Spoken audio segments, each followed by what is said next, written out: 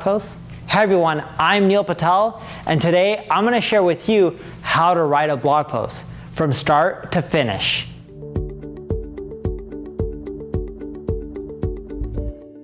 Now before we get started, I just want to ask you guys to subscribe to this channel. That way we're going to release more marketing tips like this, you'll get notified. Now I have a question for you. How many of you have written a blog post before? If you have, leave a comment with yes. If you haven't, leave a comment with no.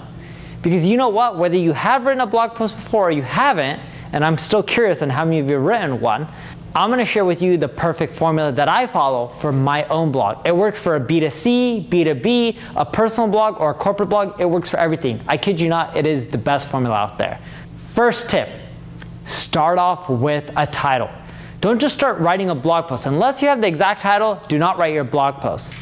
8 out of 10 people will read your headline, but only 2 out of 10 will click through and read the rest of your article. Doesn't matter how amazing of a blog post you write, if you don't write a good headline, no one's going to read the rest of your post. All comes down to your headline or title or whatever you want to call it.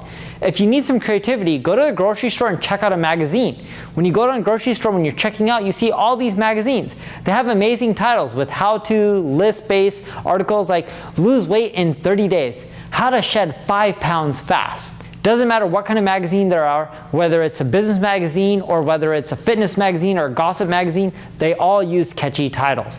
And that's what you need to do with your blog post. And look for magazines for inspiration.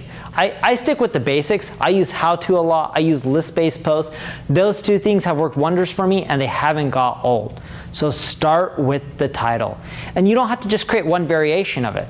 You can create 2 or 3 variations, and that's what I do, and I ask people, hey, what do you like? I'll ask a few friends, then I pick the best one, and that's what I go with. The second step that you need to follow when it comes to writing your blog post is the introduction. In your introduction, you need to hook people with a bold statement.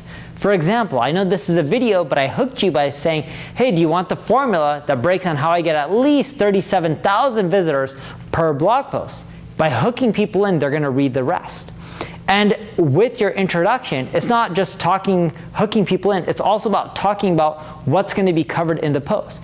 Just giving them a quick overview on what you're going to teach them is a great way to hook them in as well, to get them to go more into your blog post, read more, and ideally even leave a comment at the end of your post. Now that we got the introduction done, let's get into your body.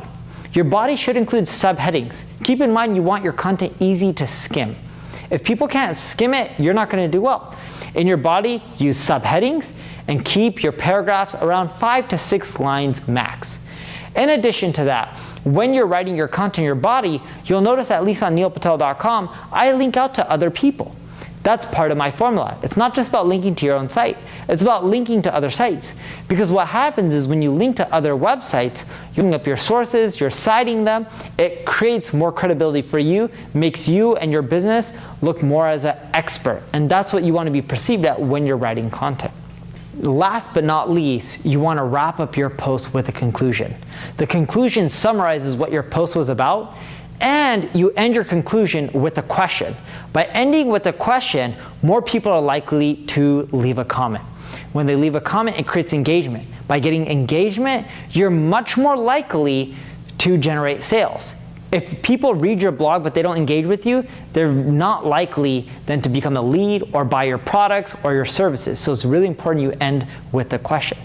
And here's what we found with conclusions. We're using Crazy Egg. We use a scroll map feature. And what we found through testing was a lot of people who read blog posts, when they first land on them, they quickly scroll to the bottom, check out the conclusion, and then they go back up and read the rest, assuming they like the conclusion. So with your conclusion, make sure you label it conclusion. Don't get fancy, keep it simple, just call it a good old conclusion. And that's my formula to writing blog posts. It's